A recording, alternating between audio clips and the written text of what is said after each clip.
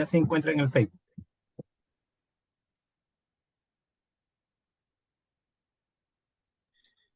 Solamente estoy a la espera para que me indiquen para empezar nada más.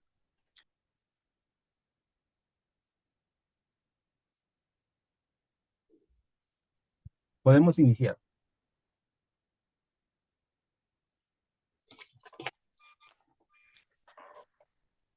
Ok. Muy buenas tardes. La Dirección de Extensión Social y Participación del Ilustre Colegio de Abogados de Lima, a cargo de la doctora Kerstin Boitano, les da la más cordial bienvenida a la conferencia Aciertos y Desaciertos en el proceso laboral actual. Evento realizado en coordinación con la Asociación Distrital de Abogados de Santiago de Surco, teniendo como ponente el día de hoy a la doctora Marta Rocío Quilca Molina. La doctora Marta Rocío Quilca Molina es magíster en Derecho del Trabajo y de la Seguridad Social por la Universidad Nacional Mayor de San Marcos. Juez titular del 16º Juzgado de Trabajo de la Corte Superior de Justicia de Lima. Actualmente es juez superior provisional de la Sexta Sala Laboral de la Corte Superior de Justicia de Lima. Para el ilustre Colegio de Abogados y la Dirección de Extensión Social, de la cual el día de hoy está llevándose a cabo la conferencia, para nosotros es un honor tener a la doctora Marta Rocío Quilca Molina como una ponente el día de hoy. Doctora Marta Rocío Quilca Molina, le damos la cordial bienvenida y puede usted iniciar con su ponencia. Adelante. Muchas gracias, muy buenas tardes con todos y primeramente agradezco la oportunidad que me dan de poder participar en este tipo de certámenes académicos y podamos compartir algunas experiencias que tenemos durante el desarrollo de la carrera. Agradezco la oportunidad y espero poder alcanzar algunos de aquellos conocimientos que les comento nosotros tenemos en lo que es la nueva Ley Procesal del Trabajo. El tema de hoy que hemos formulado para poder compartir con ustedes, no está tan dirigido a hablar de temas ni sustantivos ni procesales básicamente, sino más bien estamos haciendo un análisis crítico de esos 10 o 12 años de la implementación de la nueva Ley Procesal del Trabajo en lo que es el ámbito laboral en Lima básicamente, o en la Corte de Lima. ¿Y eso por qué? Porque la nueva Ley Procesal del Trabajo fue implementada en 2010 en otros departamentos, luego en la Corte de Lima el 2012, y a la fecha pues ya tenemos 12 años de la implementación. Esta nueva ley ha tenido mucha expectativa, muy esperada, tanto por los litigantes como por los abogados y también por el órgano jurisdiccional. Sin embargo, como vamos a ver más adelante, en este tránsito de la nueva Ley Procesal del Trabajo, pues se han dado aciertos y desaciertos. Y lo que queremos un poco es dar algunas pinceladas respecto a aquellos aspectos que puedan calificarse como aciertos y otros como desaciertos de la oralidad, pero en esta época actual, ¿no? Porque partamos de la premisa que la oralidad se implementó el 2012 en un sistema corporativo y seguidamente fuimos avanzando con el avance de la tecnología y también hubo pues un escenario importante que es el tema de la pandemia, donde se modificaron la forma de llevar a cabo las audiencias y estas audiencias pues un poco que han limitado el desarrollo de la oralidad. Más o menos por ahí vamos a ir analizando cuáles han sido precisamente esos aciertos y desaciertos de la oralidad en el proceso laboral actual. Para empezar, tenemos que el título preliminar de la nueva Ley Procesal del Trabajo, la 29497, establece que esta nueva ley se caracteriza por la concentración de las actuaciones procesales y la prevalencia de la oralidad. El título preliminar es muy estricto, es muy expreso en decir que la prevalencia de la oralidad. Y aquí tenemos que señalar que no hablamos de un sistema oralizado por completo, sino que hay una prevalencia, lo que nos hace notar que existe todavía una parte del proceso laboral que es escriturado, ¿no? De modo tal que al hablar de la prevalencia de la oralidad tenemos que ver en qué aspectos se desarrolla la oralidad o en qué etapas del proceso. Evidentemente, la oralidad ha sido un giro a lo que se venía dando muchos años anteriores, porque partamos de que antes de esta implementación de la nueva ley, la 29497, teníamos la ley 26636, que data del año 1996. La antigua ley procesal del trabajo tenía un sistema escriturado, el título preliminar tenían todos los principios que tiene la nueva ley, que es concentración, celeridad, economía procesal y verdad, pero el principio que no tenía en el título preliminar era la oralidad. Esta nueva ley precisa ese extremo que es en realidad el giro a lo que es de lo escriturado a lo oral. Esa corriente pues no es una novedad del Perú, evidentemente, no ha nacido en el Perú. Previamente a nosotros, es una corriente más bien que viene de Europa y luego viene en el país más cercano que es Colombia. Y de hecho nosotros los 16 jueces que iniciamos la nueva ley procesal de trabajo en la Corte de Lima, fuimos capacitados allá en Colombia, en la Corte de Cundinamarca. Allí ya se implementó la nueva ley y allí tuvimos nuestras primeras experiencias para poder entender este nuevo sistema. Porque este nuevo sistema no era simplemente de aplicar la nueva ley, sino que era un cambio. Y como vamos a ver, es un cambio en varios aspectos. El cambio estructural, el cambio de las prácticas procesales, el cambio en la conducta, la búsqueda de la verdad, y se convierte en un proceso público ágil y transparente. Y me voy explicando. Respecto al cambio estructural, pues lo que es la Corte de Lima, que es nuestra experiencia más cercana, se dio no solamente en un sistema de oralidad, sino en un sistema corporativo, que eso al final han sido los dos pilares de esa transformación o de ese cambio en el sistema laboral. El tema de la oralidad dirigido básicamente a las audiencias y el tema corporativo está básicamente en lo que es la gestión administrativa. Tal es así que en los juzgados de la nueva ley no es que el juez trabaje independientemente como antes con su secretario, sus asistentes, su notificador, su técnico y su perito. No, ahora se trabaja de manera corporativa por varios, en ese momento en el piso 17 y 18 del edificio Alzamora, donde iniciamos, estábamos divididos del primero al octavo juzgado en un piso y del noveno al 16 en el otro piso. Y así como estábamos divididos por pisos, también estábamos divididos en lo que es el desarrollo y el compartir al personal.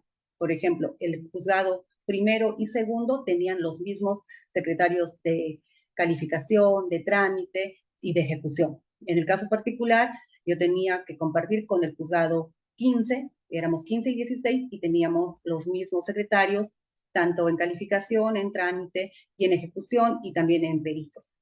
Lo que sí teníamos eran nuestros dos asistentes de proyección, ¿no? Entonces se hizo un sistema corporativo, pero no quedaba ahí, sino que los trabajadores o los servidores ya no tenían la dirección directa del juez, sino más bien se llevaba mediante un administrador que era por cada módulo. Y el administrador se encargaba de esos aspectos administrativos con el personal, de modo tal que se trató de que el juez se dedique únicamente a la labor jurisdiccional, delegando o restando esas funciones administrativas a los administradores de cada módulo. Así se inicia esa aventura de la oralidad en la Corte de Lima, como les digo, en un cambio estructural, tanto en oralidad como en lo corporativo, que han sido los dos pilares. Lamentablemente, lo que se ha desarrollado más ha sido el tema de la oralidad. El tema corporativo, creo yo que ha quedado a medias, porque si bien es cierto, se ha desarrollado a nivel de juzgados, en las salas superiores no. Hasta la fecha, cada sala es independiente y no se trabaja bajo el sistema corporativo. Pero lo que nos vamos a abocar o lo que nos trae a conversar esta tarde no es el tema de corporativo, sino la oralidad. Por lo tanto, vamos a centrarnos en este aspecto. Muy bien. ¿Qué otra cosa, otro cambio en las prácticas procesales? El cambio en las prácticas procesales será la concentración de las audiencias, de los actos procesales. Si bien es cierto, en la antigua ley había la audiencia única, sin embargo, habían más actos procesales y divididos y diferenciados. En cambio, con la nueva ley se dieron en el proceso ordinario dos audiencias, la audiencia de conciliación y la audiencia de juzgamiento. Y en el proceso abreviado, la audiencia única, pero se mantienen los mismos lineamientos. ¿Dónde exactamente se desarrolla la oralidad? Pues básicamente en lo que sería la audiencia de juzgamiento. Eso es un cambio en las prácticas procesales. Y como vamos a ver también más adelante, el cambio no es solamente en el actuar de los jueces o del juzgado, sino también de los abogados, inclusive de las partes procesales. Otro cambio que trajo la oralidad es el cambio en la conducta. el cambio en la conducta de las partes, y esto trae a colación la inmediación, porque cuando el juez tiene una relación directa con las partes y le permite, como esta ley, poder dirigir el proceso con un rol protagónico, lo que va a hacer es estar en contacto directo con las pretensiones del caso, de modo tal que va a poder evaluar inclusive hasta la conducta de las partes para que se lleve a cabo un proceso transparente y que se llegue a la búsqueda de la verdad real. De hecho, existen experiencias que hemos tenido en la que, por ejemplo, en el proceso escriturado o en el mismo proceso oral, pero en la demanda, que es por escrito y la contestación también es por escrito, pues se notaban algunas situaciones que podían dar como resultado de que la demanda podría ser, digamos, fundada. Sin embargo, en el desarrollo del proceso, con la oralidad, con el desempeño de las conductas de las partes y con esta actitud proactiva del juez de poder buscar la verdad real, pues en la oralidad salen nuevas situaciones, nuevas conductas, nuevos hechos, en mérito evidentemente a las técnicas de litigación oral, que conducen el fallo al otro lado, no fundada, sino infundada, o al revés, ¿no? Lo cual significa que la conducta de las partes procesales, básicamente los demandante o demandado, va a tener una importancia mucho mayor que en un proceso escriturado. Porque en el escriturado, como hay un dicho, ¿no? El papel aguanta todo, se pueden poner varias cosas, pero no necesariamente se traslada o no es correlato de la verdad. Sin embargo, en la actuación, en la inmediación entre el juez, porque el juez puede preguntar y repreguntar, no existe ningún tipo de límites en ese aspecto, entonces se van a descubrir nuevos hechos, nuevas conductas, ¿no? Nuevas situaciones, y es posible llegar a la verdad real. Luego, este cambio de oralidad también pues, es un proceso público, ágil y transparente. Las audiencias eran públicas y podían ingresar a las salas de audiencias el público sin ningún inconveniente. Se hacía un proceso más ágil por la concentración precisamente de los actos procesales, en la que el juez en la audiencia de juzgamiento tenía todas las etapas, ¿no? De la confrontación de posiciones, la admisión de los medios probatorios, la actuación de los medios probatorios y finalmente la sentencia. Y este proceso se volvía o se tornaba, o lo que se pretendía era que sea transparente. ¿Y a qué llamamos transparencia? Precisamente porque el juez, al estar en un proceso público, oral, donde se puedan desarrollar todas las actuaciones del proceso, está en la posibilidad de emitir un fallo en ese mismo momento. Y eso es lo que pretendía esta nueva ley precisamente, de que la oralidad permita trabajar todo el escenario del proceso en una audiencia y finalmente el juez se encuentre en la capacidad de poder resolver. Y eso es lo que se venía dando en aquellos años que les comento que hacíamos las audiencias y también hacíamos algunas reuniones de coordinación con los colegas para mejorar o para optimizar este sistema que para todos era nuevo, ¿no? Y había obviamente muchos aspectos que hemos tenido que ir conversando, porque la misma ley, si bien es cierto, ha tenido bastante expectativa, también ha tenido bastantes ausencias, ¿no? Algunos vacíos que teníamos que empezar a poder, digamos, completar, o podíamos acudir al Código Procesal Civil para poder cubrir esos vacíos. Entonces, el cambio a la oralidad, como reitero, no es un cambio solamente el decir, bueno, ya no es escriturado, sino es oralizado, punto. No, el cambio tiene que ver con muchos aspectos. El cambio estructural, el cambio de las prácticas procesales, el cambio en la conducta, de la búsqueda real y finalmente tornarse en un proceso público, ágil y transparente. Luego tenemos que este principio de la oralidad constituye pues el principio principal del nuevo proceso. Les había manifestado hace un momento que en la antigua Ley Procesal del Trabajo, en el título preliminar, se daban los otros principios, ¿no? El principio de inmediación, concentración, celeridad, economía procesal, pero no estaba el principio de lo que es la oralidad. Esta nueva ley sí la tiene en el título preliminar, y tal es así que este principio de oralidad es el que favorece en la aplicación de todos los demás. ¿Cómo así? La inmediación, en la cercanía del juez con las partes mediante la oralización. La concentración, también se han unido algunos actos procesales y mediante la oralidad es que el juez puede validar algunas situaciones y ya no hay necesidad de que presenten escritos, sino se valida con las mismas partes mediante la oralidad. Porque ojo que este nuevo sistema también ha traído la tecnología y las audiencias a partir de este nuevo sistema son grabadas en un audio y video, y este audio y video se torna parte del expediente. Esto significa que lo que puedan decir las partes en el audio y video, aun cuando no estén documentos escritos, pues esto tiene valor y tiene prevalencia, como habíamos referido hace unos minutos.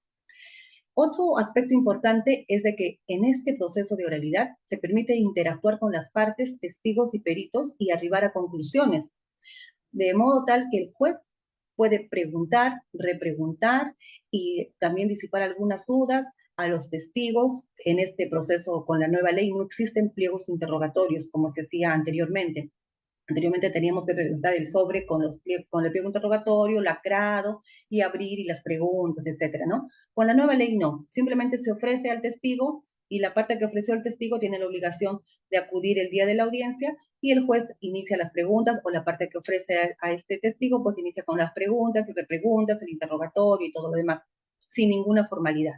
Así funciona esta forma de la oralidad que permite pues esa interacción entre el juez con las partes, el juez con los testigos, con los peritos, y pueda arribar a mejores conclusiones.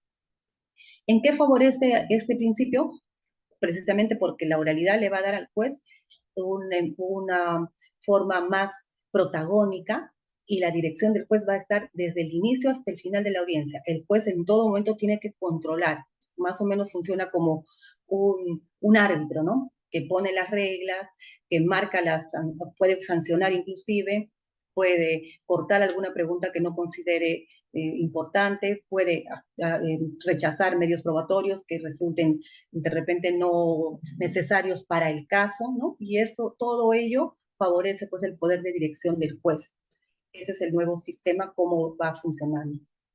El artículo 12 de la nueva Ley Procesal del Trabajo dice, ¿no? Establece que los procesos laborales por audiencias, las exposiciones orales de las partes y sus abogados prevalecen sobre las escritas, en base a las cuales el juez dirige las actuaciones procesales y pronuncia la sentencia. Lo que les había referido. Las manifestaciones orales tienen prevalencia. Un ejemplo clarísimo. El demandante dice en su demanda que inició su relación laboral el 1 de febrero del año 2000. Y el demandado dice que no inició el 1 de febrero del 2000, sino el 1 de marzo del 2000. Bien, entonces ahí hay dos situaciones distintas y no sabemos cuál es la verdad, ¿no? Ahora, puede haber documentos, puede haber algunas boletas, de repente un certificado que diga otra cosa, etcétera. Sin embargo, si en la audiencia, con el debate probatorio y con toda la actuación de las partes, se llega a establecer que la fecha de ingreso no fue ni el 1 de febrero ni el 1 de marzo, sino el 1 de abril, pues esa es lo que va a prevalecer, porque eso es lo que se ha trabajado en el debate probatorio, en la audiencia. Y como les decía, esa audiencia está siendo grabada en el sistema de audio y video que forma parte del expediente. Eso va a prevalecer respecto a lo que se dijo tanto en la demanda como en la contestación, que son escriturados. Más o menos así funciona, para mencionar un ejemplo muy simple, en lo que es la prevalencia del sistema oral o de las actuaciones, de lo que digan las partes. Este sistema le confiere al juzgador, como les había dicho, un rol protagónico en el desarrollo e impulso del proceso. El juez también va a tener una facultad sancionadora. Y fíjense que la facultad sancionadora del juez se apertura bastante, porque el juez está facultado para sancionar no solo a las partes, llámese demandado o demandante, sino también al abogado defensor. Porque a veces pues, existen situaciones en las que el trabajador actúa por lo que le dice el abogado, ¿no? Y nos resultaba justo que solamente se sancione al trabajador y no al abogado. Entonces, la misma ley ahora establece la posibilidad de sancionar o multar tanto al abogado como al patrocinado. Yo tuve un caso muy interesante en algún momento en la que había yo resuelto había un proceso X, y las partes, o la parte demandada, formuló una excepción si no me equivoco, de cosa juzgada, y se estaba pretendiendo nuevamente la misma pretensión, ¿no? Y cuando corremos traslado de la excepción a la parte demandante, el abogado hace una alegación señalando que no, que jamás había existido ese otro proceso y que no había cosa juzgada y que más bien estaba siendo sorprendido. Sin embargo, cuando se revisan los documentos, no es que solamente era mentira lo que iba diciendo el abogado, sino que este mismo abogado había participado en el anterior proceso y estaban sus firmas y todo. Entonces, cuando se devela esta situación, pues no había otra posibilidad que sancionarlo. Y en este caso no al trabajador, sino al abogado, porque quien daba la parte técnica era el abogado. Entonces sancionamos al abogado y obviamente el proceso también concluyó, ¿no? Pero así como en estas situaciones, el juez tiene esa facultad. Inclusive puede sancionar el juez hasta los gestos que se den en las audiencias de aprobación o censura, ¿no? Cuando la otra parte está hablando en la contraparte está haciendo algunas muecas, algunos gestos de desaprobación o está riéndose, ¿no? Todas esas actuaciones, el juez está facultado para sancionar. Eso es, como decía, el rol del juez y tiene todas las facultades para controlar, así como un árbitro, ¿no? Si no se porta bien las partes, si cometen una falta, pues tienen que ser sancionadas. Eso es lo que se venía dando y tal es así que hubo un momento en que los abogados ya sabían que no podían cometer eso y ellos más bien a sus patrocinados les decían las pautas al empezar la audiencia, nosotros hemos visto varias veces, les decían por si acaso, no puedes hacer gestos, no puedes reírte, tienes que esperar a tu turno, no puedes interrumpir, ¿no? Y veíamos que se iba desarrollando pues, una suerte de pedagogía respecto a la nueva ley procesal del trabajo. Luego, ¿qué tenemos? La obligación bueno, ya les dije, la obligación de cuidar la conducta de las partes, ¿no? Así como un árbitro más o menos. Miren, ese reconocimiento de las técnicas de litigación oral en la jurisprudencia de la Corte Suprema, ¿por qué menciono esto? Porque el principio de oralidad está muy ligado a lo que son las técnicas de litigación oral, porque los abogados tienen que tener una estructura al momento de defender la causa. Y esta litigación oral tiene mucho que ver con la preparación del caso, con la teoría del caso que van a plantear las partes, ¿no? Entonces, tienen que tener primero la teoría del caso, que abarca lo que es el hecho, la norma y la prueba de lo que van a plantear. Pero además de eso, tienen que tener las técnicas de litigación oral para poder desenvolverse, tanto en los alegatos de apertura, durante el proceso, en el momento de actuar la prueba, así como en los alegatos de clausura. Cuando iniciamos las primeras audiencias de la nueva ley, ha sido bastante curioso porque los abogados lo que hacían era leer su demanda.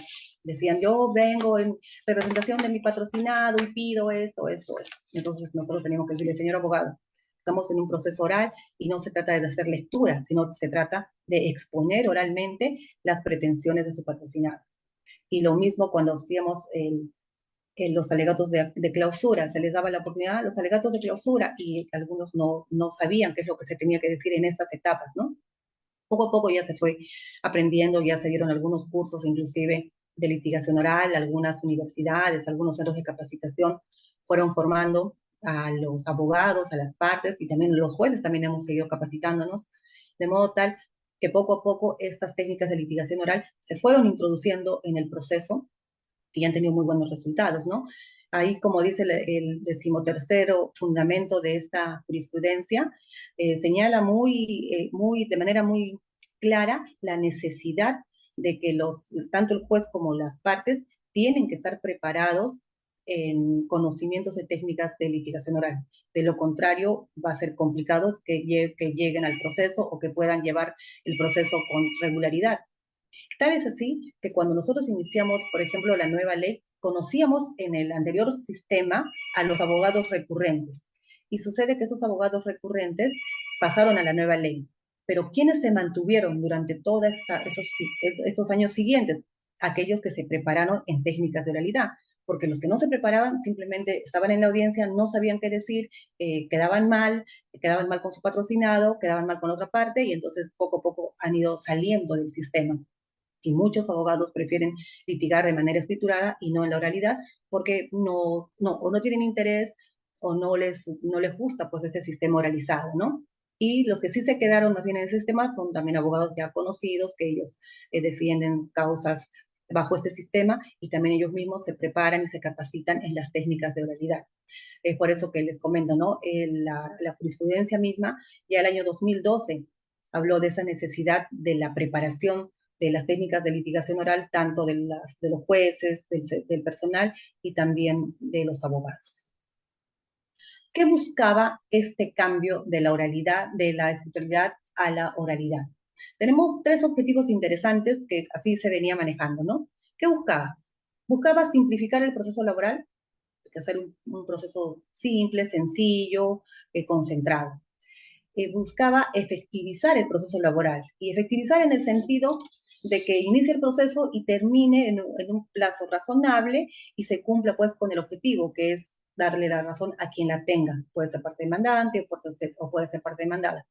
En el mayor caso, evidentemente, en la mayor parte de casos, es el trabajador quien pretende sus beneficios, y se pretendía pues efectivizar justamente de que el proceso, por la naturaleza alimentaria de los beneficios sociales, pues no sean procesos muy largos, ¿no? Que al final desnaturalice esa necesidad alimentaria de los trabajadores. Sin embargo, podemos decir de que en la antigua ley, por ejemplo, yo he resuelto, estuve hasta el año pasado, hasta el julio del año pasado estuve en la sala transitoria de liquidadora, y teníamos procesos que tenían fecha de inicio de los años 90, procesos que tenían más de 30 años, ¿no? Y que inclusive hasta las empresas ya habían desaparecido y seguían litigando, o litigantes que ya habían fallecido y estaban siguiendo sus herederos los procesos, así de largo era. Y lo que se buscaba con este cambio justamente era eso, ¿no? No solo que sea un proceso simple, sino que sea un proceso efectivo. Y el otro aspecto que se buscaba era disminuir la carga procesal, porque como todos sabemos, pues la carga procesal que existe en la Corte de Lima es bastante alta, y se están buscando formas de poder simplificar primero y disminuir la carga procesal. Los retos que se tuvieron para ese momento, en principio, fue mayor capacitación sustantiva y procesal de todos los actores. Llamemos actores a los servidores, que también han sido capacitados, a los jueces, y de manera, bueno, pedagógica en las audiencias. También se les daba algunas pautas a los abogados, cómo se tenía que manejar. Luego, el manejo de técnicas de litigación oral, como le decía hace un momento, la teoría del caso, ¿no? ¿Qué me pretendo? ¿Qué quiero yo hacer conocer al juez para que me dé la razón? ¿Cuál es el hecho? Ya, el hecho es este, me han despedido.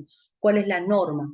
Es un despido nulo que está contemplado en el artículo 29 de la 003/97-TR. ¿Y cuál es la prueba? La prueba es la carta que me enviaron, o que no me dejaron ingresar, o que yo estaba embarazada y que me cortaron el contrato, ¿no? Tenían que tener esa técnica de manejar bien su teoría del caso, tanto de la parte demandante y de la parte demandada. Pero eso no, pues, de la noche a la mañana, tenía que ver todo un proceso, y eso era un reto que nosotros conversamos y decíamos que vamos a tener que darles más o menos las pautas para que los litigantes puedan encajar en este nuevo sistema. Y yo creo que sí se ha venido dando de muy buena forma. Luego, ¿qué exigía esto? Mayor destreza del juez y también de los abogados. Evidentemente, en un nuevo sistema requiere más capacitación, requiere estar al tanto de esa nueva forma de trabajo, de esa nueva forma del desarrollo procesal. Como les había comentado hace un momento, la nueva ley procesal del trabajo, cuando se llegó a implementar, tenía algunos vacíos, y esos vacíos no los encontramos en la ley. Entonces teníamos que resolver, teníamos que conversar, porque tampoco el juez, como ustedes saben, no puede dejar de administrar justicia por el vacío de la ley. Muy por el contrario, lo que tiene que hacer es tener los instrumentos, o utilizar los instrumentos que le franquea tanto el Código Procesal Civil de manera supletoria, o la Constitución, para poder resolver. Y eso genera también una habilidad adicional, ¿no? Para poder desarrollar, porque acuérdense que cuando estamos en la audiencia de juzgamiento, el juez tiene que estar en la capacidad de emitir el fallo al terminar la audiencia. Admite la prueba, actúa la prueba, y luego de los alegatos finales está en la posibilidad de poder dar un fallo lacónico, ¿no? Un fallo que no tenga mayor desarrollo, porque luego al cabo de los 5 días se va a emitir la sentencia en toda su extensión, y con los fundamentos que se hayan desarrollado o que se hayan trabajado para ese caso. Sin embargo, ese fallo que se da en la audiencia lo que permite, pues, es una transparencia en el proceso, y también legitima el sistema de justicia. Todos esos eran los retos que se venían manejando, y todo, evidentemente, con bastante capacitación. Y ahora llegamos a lo que al tema, al meollo del asunto que nos trae el día de hoy: aciertos y desaciertos de la nueva Ley Procesal del Trabajo, o básicamente de la oralidad. Fíjense, como aciertos, ¿qué tuvimos cuando empezó la implementación de la nueva ley? Pero tengo que hacer una precisión. La nueva ley procesal de trabajo se implementó con 16 jueces y con carga cero.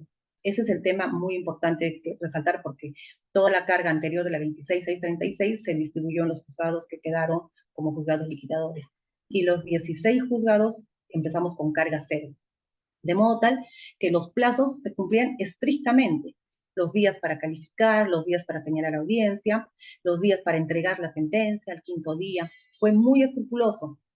Luego se redujo y hasta se eliminaron los escritos innecesarios, porque los escritos era lo que genera carga, ¿no? Presentan un escrito, luego corre ese traslado, y ese escrito, la otra parte también presenta otro escrito, y nuevamente corre traslado si hay algo más, entonces escrito tras escrito, y eso genera que el proceso crezca y se haga interminable.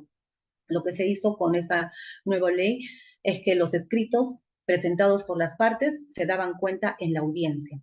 Y en la audiencia el juez tenía que analizar y decía, a ver, ese escrito, señor demandante, ¿qué es lo que usted pretende? Oralmente, díganos qué quiere decir en ese escrito. Quiero esto, ya, corra traslado a la otra parte, a ver qué opina de esto. Tal cosa, ya, resuelvo. Infundado, improcedente, inadmisible, o no al lugar, lo que tenga que resolver el juez. Ya, el siguiente escrito, igual, oralice, corra traslado, igual, oraliza su posición, bien, y resuelve. Entonces ya no había eso de correr traslado al escrito a una parte para que presente otro escrito y el otro no. Todo se desarrollaba en la audiencia de juzgamiento o en la audiencia única. Y cuando presentaban los abogados escritos innecesarios, por ejemplo, eso téngase presente para mejor resolver, etcétera, pues el juez estaba en la facultad, como habíamos dicho antes, de sancionar. Y esas prácticas sí se sancionaban. Si veíamos que un abogado presentaba escritos, primero que no se le permitía y segundo que se le daba un preaviso, ¿no? Por si acaso. Esto no se permite en este sistema. Si lo vuelve a hacer, lo vamos a multar. Lo volví a hacer, lo multábamos. Y así se redujo, y como digo, hasta se eliminaron los escritos innecesarios. Otro acierto de este sistema oral, pues es el uso de la tecnología, ¿no? El audio y el video que les había comentado, que la grabación de las audiencias forman parte del expediente. Tal es así que en las sentencias, cuando uno redacta la sentencia, por ejemplo, para establecer la fecha de ingreso, con el ejemplo que les había comentado hace un momento, la parte demandante señala que ingresó el 1 de febrero del 2020. La parte demandada señala que ingresó el 1 de marzo del 2020. Sin embargo, conforme a lo desarrollado en la audiencia de juzgamiento, en el minuto 3.4, ¿no? Por ejemplo, de la grabación, las partes llegaron al consenso de que el inicio de la relación laboral fue el día 1 de abril, por ejemplo, ¿no? Entonces, el uso de la tecnología ayuda a eso. Y uno podía luego retrotraer para si quiere desarrollar mejor su sentencia y ver nuevamente el video y poder analizar qué dijeron, cómo dijeron y copiar esos extractos de la grabación que forman parte del expediente. Otro acierto es la búsqueda de la verdad. Como habíamos manifestado hace un momento, existen situaciones en las que se presentaban en los procesos escriturados y el juez a ciegas podía resolver con lo que decía el papel, con lo que decían las pruebas escritas. Sin embargo, no tenía la posibilidad de poder contrastar esa prueba con la versión de las partes. De hecho, tuve un caso de un trabajador que la prueba decía de que él había sido golpeado por un compañero de trabajo y que por esa agresión los habían despedido a los dos. Entonces él decía que lo habían maltratado, que le habían golpeado, que el sindicato no lo defendió, etc. Y la parte demandada señalaba que no habían tomado conocimiento de esa situación, no sabían si había un golpe, qué pasó, no tomaron conocimiento. Y él demandaba pues sus daños y varios temas. Sin embargo, en el desarrollo de la audiencia, el mismo trabajador terminó confesando que él había tenido una gresca en la calle antes de llegar al trabajo, pero como ya había llegado tarde y ya no podía ingresar, tuvo que decir que fue dentro de la empresa y todo lo demás, ¿no? Esa verdad que salió en la audiencia fue precisamente producto de la inmediación, producto del interrogatorio, ¿no? Producto del rol protagónico del juez, porque de otro modo, si no se hubiera dado esa interacción, probablemente no se hubiera sabido la verdad y se hubiera tenido que resolver solamente con lo que decía la demanda. Y finalmente hubiera sido una sentencia que no se ajustaba a la realidad, ¿no? Y eso sí hemos podido compartir con varios colegas que ha sucedido de manera recurrente. ¿Qué otro acierto de esta oralidad? Es la fidelización de la justicia laboral.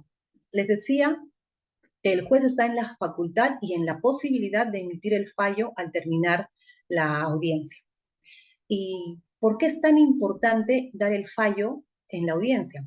Yo considero básicamente, más que por el tema de que yo pueda dar un fallo y me puedan decir, oh, ya resolvió, y que puedan impugnar o que pueda haber algo del sistema básicamente, pero sin ningún trasfondo, yo creo que lo que uno tiene que hacer al dar el fallo es hacer entender a las partes, primero, por qué gana el proceso una de las partes y principalmente por qué la otra parte pierde.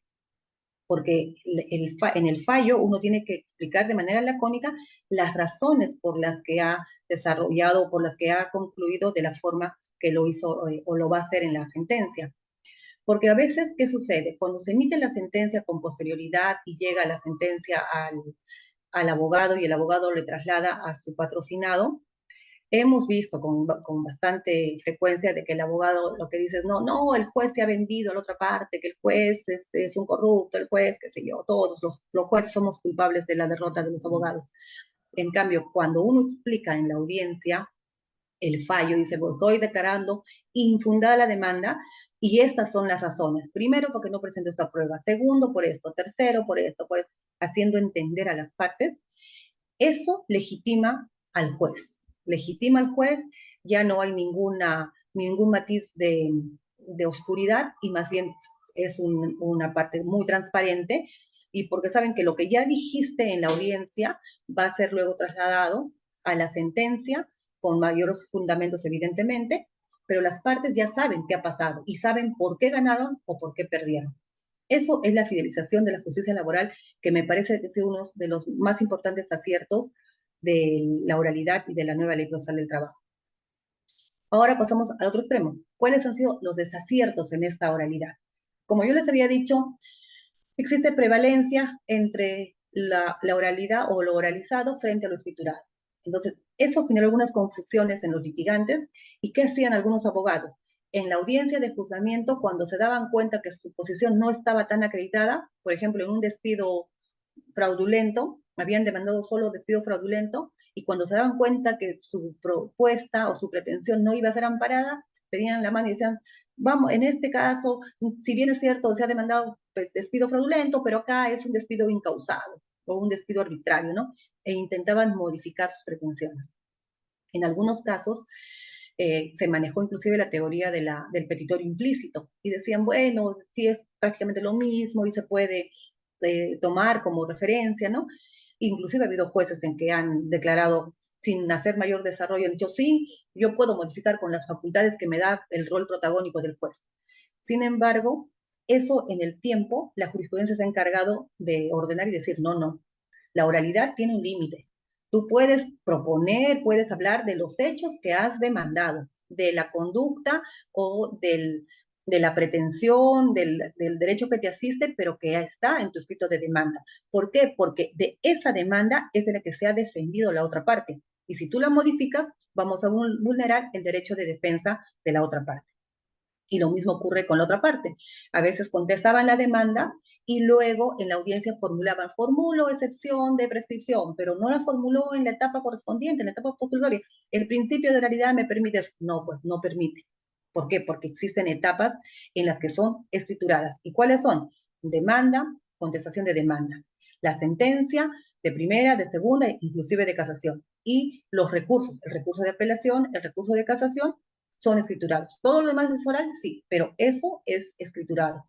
Por lo tanto, si la parte demandada en su escrito de contestación no formuló las excepciones, ya no lo va a poder hacer en la audiencia de oralidad. Pero como les digo, esos han sido los desaciertos que han generado confusión en los abogados, y claro, ha habido procesos que han ido hasta la Suprema solamente por aclarar estas situaciones. Otro desacierto también son las presunciones procesales que se daban en la nueva ley. Y una presunción, por ejemplo, es la prestación personal, en la que dice el artículo 23, dice que acreditada la prestación personal, se presume la existencia de una relación laboral. Sin embargo, eso no es tan cierto. Si bien es cierto, se presume, pero no significa de que sea solo la prestación personal. Y entonces algunos abogados presentaban su demanda y presentaban solamente, digamos, recibo por honorarios nada más, ¿no? Que está acreditada la prestación y se entiende que soy trabajador. Pues no, porque hay otros elementos que tienen que ir de la mano, y el principal es la subordinación. Si no se acredita la subordinación, no es posible generar o establecer una relación de trabajo. Puede haber una relación civil, sí, pero de trabajo, no. Luego, otro extremo que también generó confusión en este tema de la oralidad, el tema de la rebeldía. ¿Qué pasaba cuando la parte demandada estaba en situación de rebeldía? Algunos colegas tenían la posición de que la rebeldía automáticamente significaba que la otra parte tenía la razón en todo, pero luego fuimos viendo, ¿no? Pues porque puede ser que el demandante pretenda algún derecho que no le asiste, y aun cuando la parte demandada no se haya defendido, pues pueden existir situaciones que nos hagan notar que el derecho no le asiste, o que por lo menos no está acreditado, porque recuerden que el artículo 23 también de la nueva ley establece que las partes tienen que acreditar sus afirmaciones, y si no la acreditan, por más que la otra parte esté en rebeldía, no es posible darle la razón. Esas situaciones, como les digo, tanto de la modificación de pretensiones así como de las presunciones, sí, yo creo que han sido, y no tanto desaciertos, sino más bien algunos vacíos, pero eso se ha ido ya eh, aclarando, consolidando con la jurisprudencia. A la fecha, yo creo que eso ya ha quedado bastante claro. Sin embargo, ¿qué pasa? Ahora tenemos una situación distinta. Les había manifestado los aciertos y desaciertos en el proceso en general, pero la situación actual de los procesos, a raíz de que he tenido la oportunidad de transitar algunos días por mi juzgado, hace poco, pues me he dado con algunas ingratas sorpresas, ¿no? De lo que yo había vivido en los años 2012, ¿no? Desde que se implementó hasta el 2017 en el juzgado, pues era otro escenario. Tanto así que los primeros años, por lo menos, del 2013, 14 hasta el 2015, yo podría, si tuviera que ponerle un título, le pondría pues la luna de miel, ¿no? Del proceso laboral, porque los plazos se cumplían muy bien, los abogados estaban muy bien, eh, eh, digamos, ejercían su defensa de manera muy veraz, muy proba. Si había alguna falta, se sancionaba y luego ya no lo podían cometer. Y además la carga del proceso en la nueva ley era una carga óptima de 300 expedientes. Y como nosotros empezamos con carga cero, evidentemente los primeros años hemos tenido la carga óptima. Poco a poco ya fueron incrementándose, ¿no? la cantidad de procesos, porque como es natural, cuando hay un buen servicio, también hay más demanda. Y los abogados pues pasaban la voz a los trabajadores y decían, el proceso que antes duraba 10 años, ahora solamente dura 6 meses. Y efectivamente, así era. Un proceso desde la calificación hasta la apelación en segunda instancia, máximo podía durar 4 meses a 6 meses. Y todo fluía, todos felices, todos contentos. Pero ¿qué pasó? Cuando empezó a generarse más carga procesal, los juzgados, yo cuando me fui al juzgado tenía más o menos casi 1000 expedientes. Ya triplicó la carga óptima. Actualmente todos tienen creo más de 1400 o algo más. Entonces, ¿qué pasa? Que se ha saturado el sistema y ya no se cumplen los plazos. Los abogados que litigan o los que trabajamos en el sistema sabemos que no se cumplen los plazos ni de la calificación, ni de la entrega de sentencias, ni tampoco para fijar las fechas de audiencia. Se está fijando audiencias, estamos en enero, están fijando audiencias de conciliación para septiembre, 9 meses más o menos. Y si es que es una audiencia de juzgamiento, si es que la audiencia de conciliación se llevó hoy, la audiencia de juzgamiento igual, dentro de unos 9 a 10 meses. Por lo tanto, el proceso nada más en calificación y hasta llegar a la etapa de la sentencia, por lo menos demorará pues 2 años más o menos, es un estimado. Y como les digo, la actual situación es un poco desalentadora. No se cumplen los plazos, se demora en la tramitación del proceso. Nuevamente se ha vuelto a los escritos y hay escritos excesivos, como pongo en el texto, ¿no? De ambas partes. Al parecer ha regresado esta forma de presentar escritos y ya no dijeron algo en el escrito, pues presentan uno, téngase presente para mejor resolver, o presentan nueva prueba, etcétera.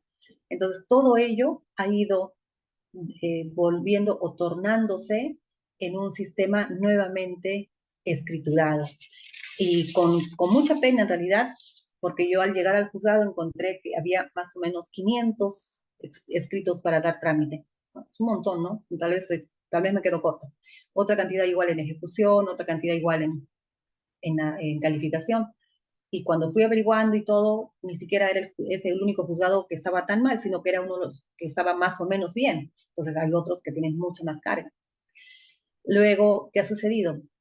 Respecto a los escritos, pues ya, como les digo, se ha vuelto algo nuevo, está regresando a lo escriturado. Y ahí me trae a colación, me hace recordar hay un ponente que es García Mejía, si no me equivoco, uno que es de República Dominicana, y él hacía una crítica a la oralidad y decía, si uno implementa un sistema oral, tiene que ser oral y no puede ser medio oral, porque si es que es medio oral, a la larga o a la corta, decía, va a volver a ser escriturado, porque las prácticas siempre son las que nos traen, ¿no? O sea, uno tiende a regresar a lo anterior.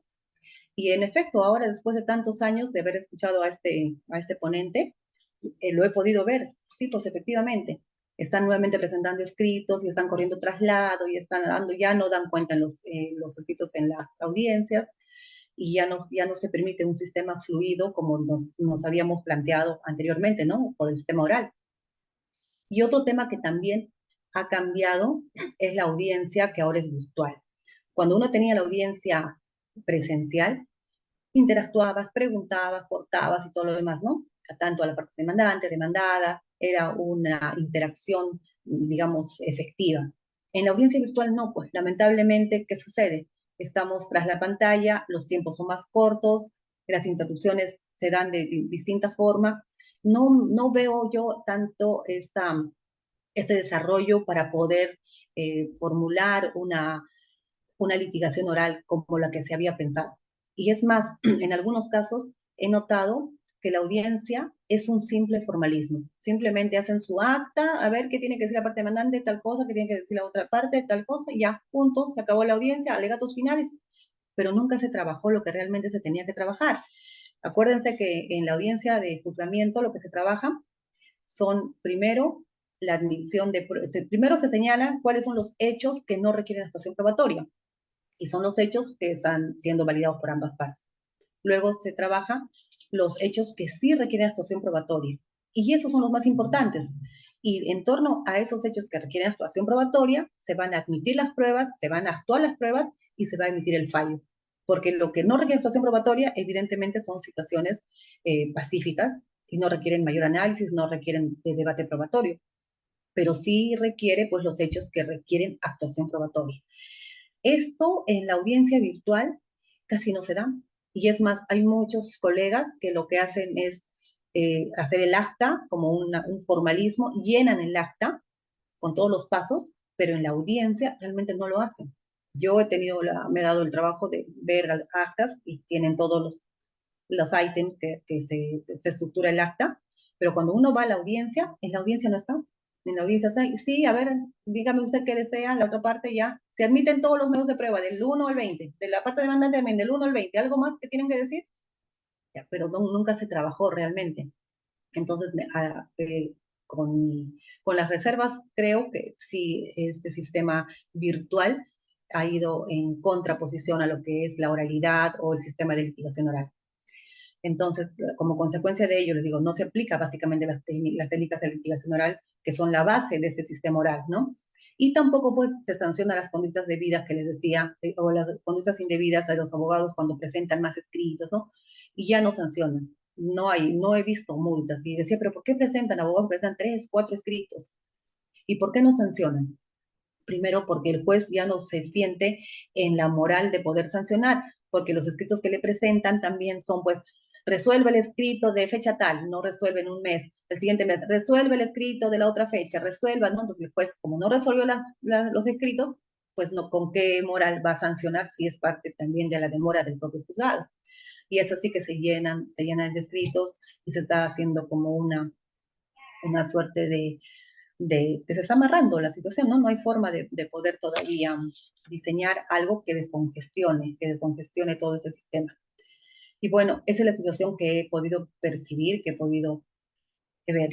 Sin embargo, no se trata solamente de decir voz o de criticar y decir esto está mal, ¿no? Sino también se trata de que a manera de conclusiones podríamos tener algunas propuestas. Y nosotros estamos analizando este nuevo sistema oral actual, porque el sistema oral anterior, como les había manifestado, pues tenía todos los beneficios, tenía todas las condiciones para que funcione. Ahora creo que ya no tienen las condiciones, primero porque hay mucha sobrecarga, hay mucho proceso, luego porque no se ha cumplido con mantener el sistema oral como tal, que ha permitido que se retrotraiga y que se vuelva a lo escriturado, y luego porque la etapa de ejecución es la etapa más pesada. ¿Y eso es por qué? Porque la mayoría de procesos son del sector público, y en el sector público es muy difícil ejecutar. Entonces, los procesos pueden avanzar ya después de los 2 años, por ejemplo, que les he comentado, ¿no? Desde la calificación y luego la audiencia de conciliación y la audiencia de juzgamiento, ya tienen la sentencia. Ahí empieza el drama para muchos, porque ejecutar es muy complicado. Existen las leyes del presupuesto, la ley de priorización de deudas del Estado, etcétera. Entonces, esta etapa de ejecución se torna mucho más pesada que la etapa básicamente del proceso de lo ordinario. Y en ese momento pues nacen más escritos, porque uno reclama y el otro pide, ¿no? En realidad eso, y eso distrae a lo que sería el proceso ordinario laboral. Entonces el juez tiene que estar en ambas etapas, ¿no? Tanto en la etapa del proceso mismo como también en la etapa de ejecución. Entonces yo estaba pensando que de pronto una propuesta importante sería, como hace años existió, los procesos de ejecución. Jueces que solo se dediquen a ejecutar y liberen de esa carga a los otros jueces, que los jueces pueden llevar a cabo con más fluidez sus sentencias, sus procesos y todo, para que no se distraigan, porque al final uno no tiene tanto tiempo ni tantas fuerzas como para poder estar en todo y poder cumplir con la inmensa cantidad de procesos que hay. Otra propuesta que también estábamos viendo es a tener una capacitación de todo el personal, incluidos los jueces, pero una capacitación muy profunda, no una capacitación que vayas a un curso un día y al día siguiente te lo olvides, no, sino así como se hacía antes, tipo pasantías, ¿no? Que tengan tanto la parte teórica como la parte práctica, porque lamentablemente, también eso sí tenemos que reconocer, que si bien es cierto, durante la implementación de la nueva ley, a los jueces que hemos participado en esta implementación, sí nos han capacitado. Hemos tenido viajes, hemos tenido pasantías, hemos tenido cursos, inclusive hasta de conciliación, cursos especiales por el Ministerio de Justicia, etcétera. Pero los que hemos estado en ese momento, si no me equivoco, la mayoría o casi todos, estamos en sala. Y los que han llegado, los nuevos jueces, no han tenido esas capacitaciones. Y si no las han tenido, pues ellos intentan desarrollar su trabajo, ¿no? Pero de todas maneras considero yo que debería capacitárseles así, con esa misma intensidad como cuando se iba a implementar, para que eso de alguna forma pueda funcionar. Otra propuesta que también tengo es de que se unifiquen las audiencias en una sola, porque ya se ha notado que eso también por la misma demora, producto de la demora del proceso, que la audiencia de conciliación es un saludo a la bandera. No hay conciliaciones. Llamé por teléfono hoy día a Leti Laboral Nacional y me indican que el máximo de porcentaje de conciliaciones es el 5%. O sea, es nada.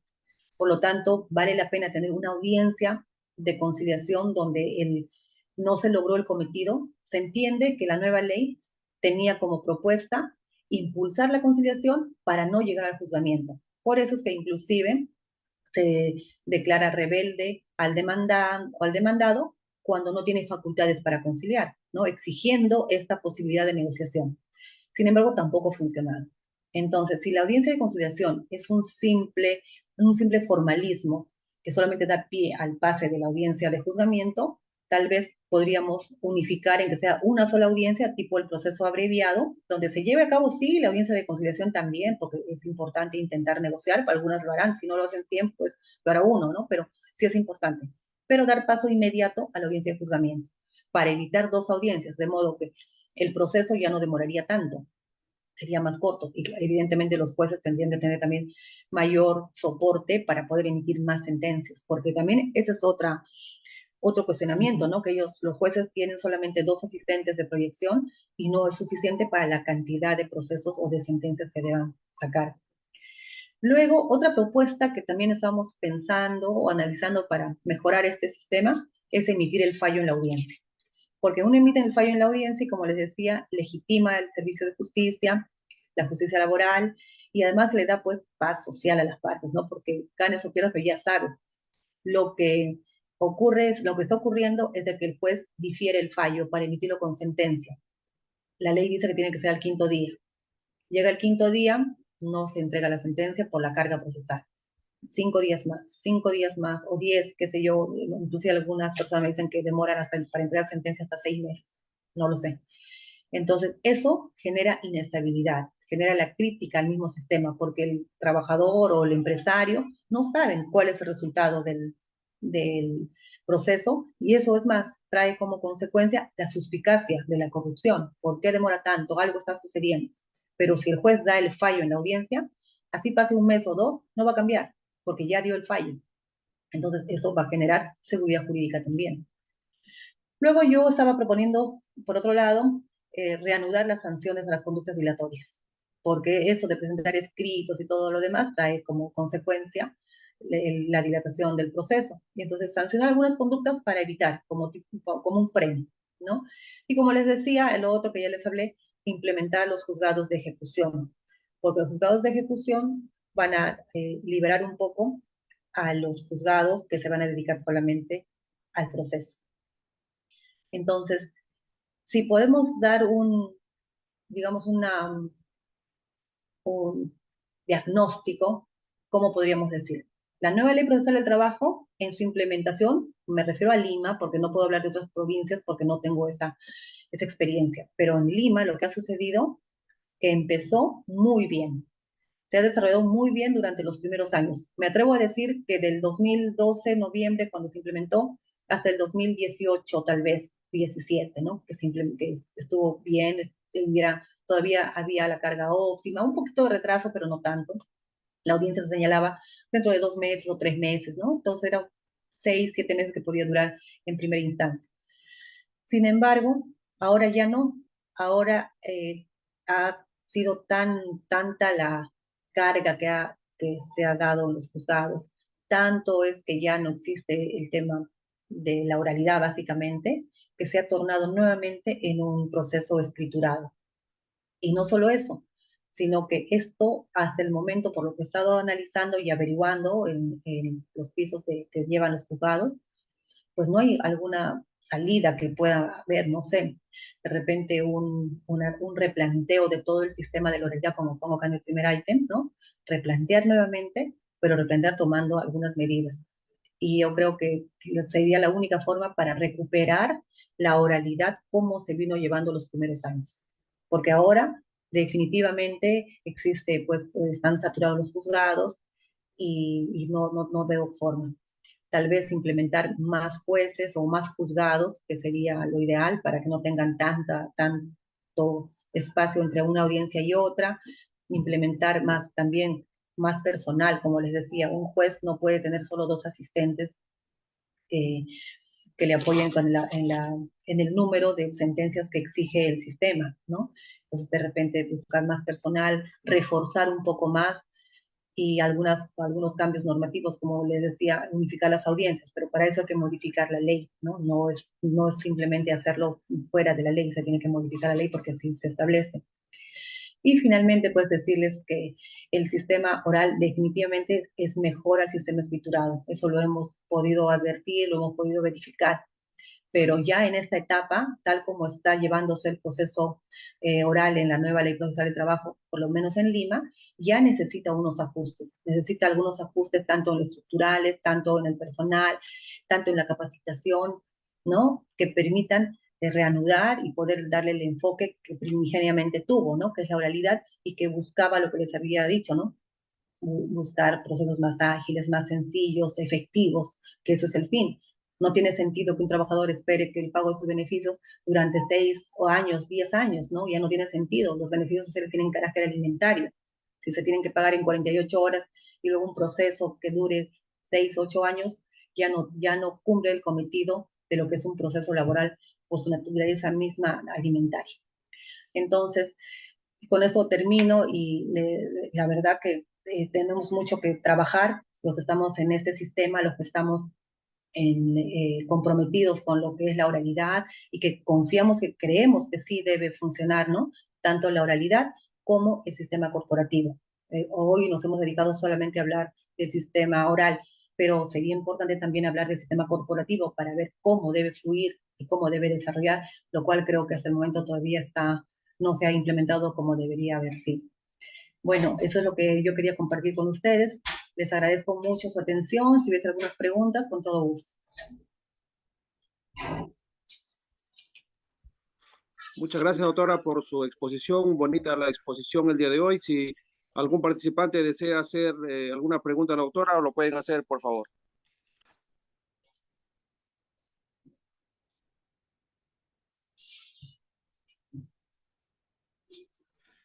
Al parecer todo está claro, todo está conforme. Muy bien, doctora. Muchas gracias por la información.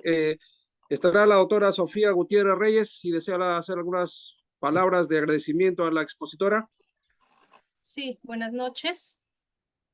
¿Me confirman si se puede escuchar y si me puede ver? Sí, Sofía, te escuchamos. Ok. Bueno, en primer lugar, mi agradecimiento a la Dirección de Extensión Social y Participación del Ilustre Colegio de Abogados de Lima y particularmente a la doctora Marta Quilca Molina, quien es la persona o la ponente que ha inaugurado nuestro año académico. Es el primer evento del mes y del año, así que quiero agradecer de manera en particular porque ha dado inicio a estas actividades académicas que normalmente viene desarrollando la Asociación Distrital de Abogados de Santiago de Surco. El tema que nos ha tocado el día de hoy y que ha expuesto la doctora Quilca, creo que ha sido de manera brillante, por la cual le felicito y también la comprometo a que en próximas actividades que vaya a desarrollar la asociación también nos pueda acompañar. Estos aciertos y desaciertos de la oralidad en el proceso laboral actual, creo que ya lo ha referido bastante bien y de manera consistente, y creo que hemos estado de acuerdo o estamos de acuerdo en varios puntos que se ha tocado, sobre todo en el tema de la audiencia de conciliación, porque en realidad, sobre todo los abogados defensores del Estado, normalmente se ven impedidos e imposibilitados también de poder conciliar. Entonces, en la audiencia de conciliación sí se ha convertido, es cierto, en un saludo a la bandera. Bueno, nuevamente mis felicitaciones a la doctora Quilca Molina y agradecer también a cada uno de los participantes, abogados, vecinos del distrito y público en general que nos ven también a través de las redes sociales, invitarlos a seguirnos a través de nuestra red social en Instagram.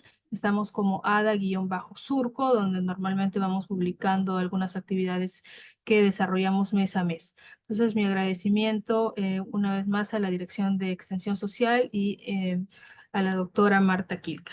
Muchas gracias. Gracias, buenas noches. Gracias, doctora. Desde la Dirección de Extensión Social y Participación del Ilustre Colegio de Abogados de Lima y en nombre de la doctora Kerstin Boitano, la directora, doctora Marta Rocío Quilca Molina, le hacemos llegar nuestro saludo especial y esperemos contar con ustedes nuevamente en otra oportunidad donde nos ha ilustrado brillantemente la exposición. Le agradecemos bastante, muchas bendiciones para usted, muchas gracias, buenas noches.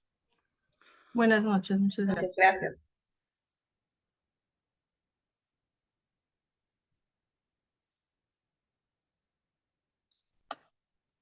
Waldir Arévalo, podemos ir cerrando, por favor.